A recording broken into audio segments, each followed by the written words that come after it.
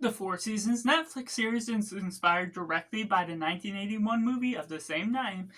We're talking about these three middle-aged couples that are going about different things, going on different vacations in spring, summer, fall, and winter, going about different crises for parental and marital along the way.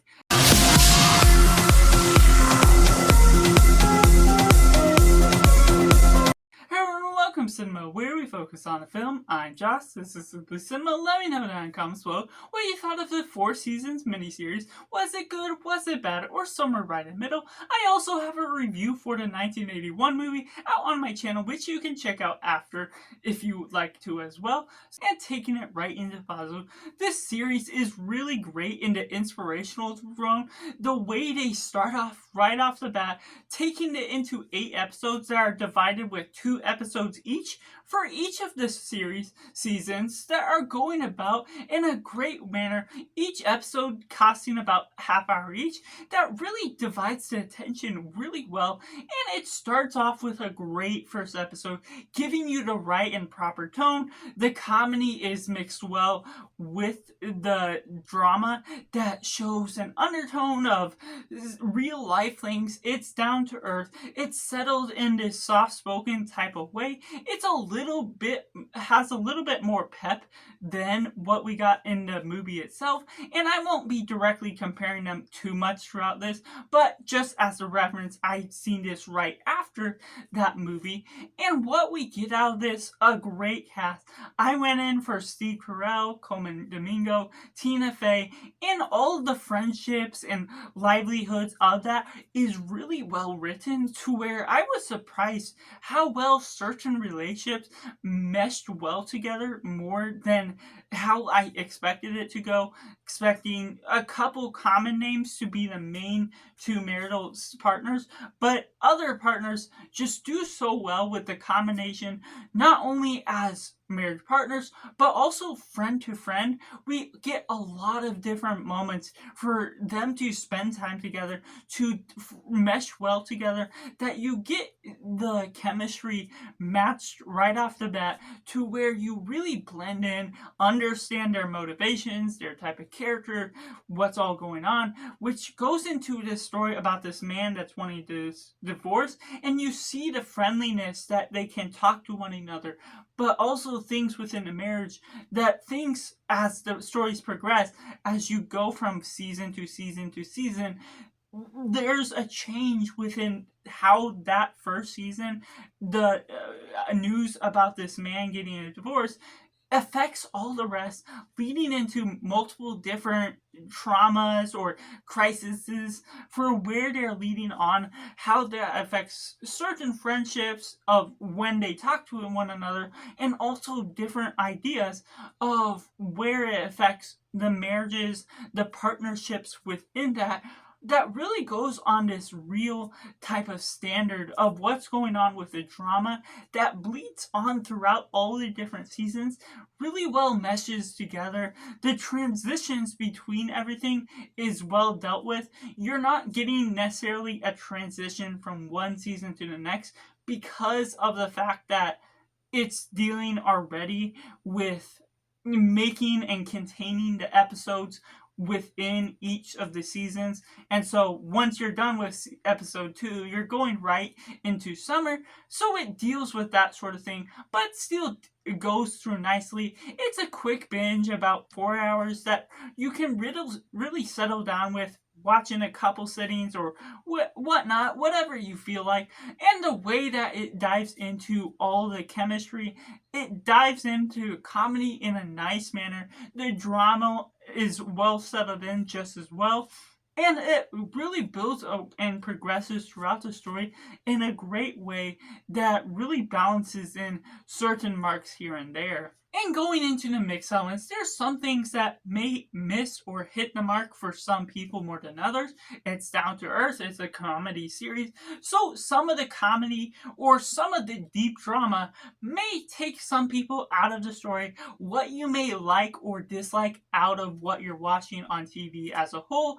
So there's a great settlement to how you're building up the characters, but if you're not into the drama of different crises, marital problems, seeing that on screen, it may not be the right type of show for you, but the nature of how these things progress can just go about in an interesting way that if you are familiar with the movie, there's all these different points of comparisons that you can almost say that it's not a necessary series, and I wouldn't quite say that because the way they build up all these different things, they choose to do their own ways while also taking inspiration from the movie, comparing and almost replicating those type of things from the movie themselves, such as everyone jumping into the lake for an example with their clothes on. But that also leads into certain things when it shifts to other changes. It may have been something that if I rewatch this again, I would have spread out the watch between when I watched the movie and when I watched the TV show. So that's something to keep note of, is maybe not watch them within a few days of each other. Otherwise, you're stuck in the point of comparison for the sake of comparison, feeling like one is way too different for the sake of it. And so what you're all balancing in still does give some good remarks to what the original movie. You see there's a strong sense of being having its own sort of necessity, even though it wasn't entirely needed because it's replicating the same story but in a different form. It's also taking its own story, choosing to do all these different things. So if you are a big fan of the movie, you do need to expect this story to go in a different route than what you're expecting having watched the original as well. But this is also a TV series. You don't need to see the original movie. If you just choose to opt out of that, if you choose to watch this one first and then the movie later on, this one is just as well a good choice that you could choose either way. But like I said, it may not be one you want to settle back too close together if you are someone that feels too strongly about comparison.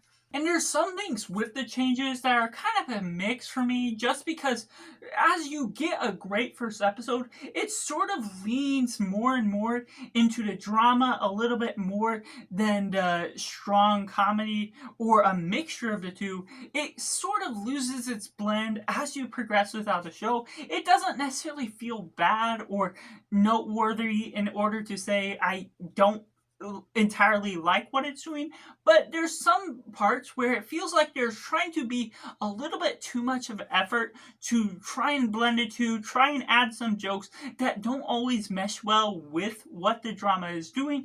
And so that takes you into certain marks that could be a controversial part of whether you like it or whether you don't, which takes me into the negatives. There's elements that I'm not a huge fan of. What they did with the changes, especially the ending of episode 7, which leads into a different sort of placement of what episode 8 does, especially when you take into note of comparing to the original movie.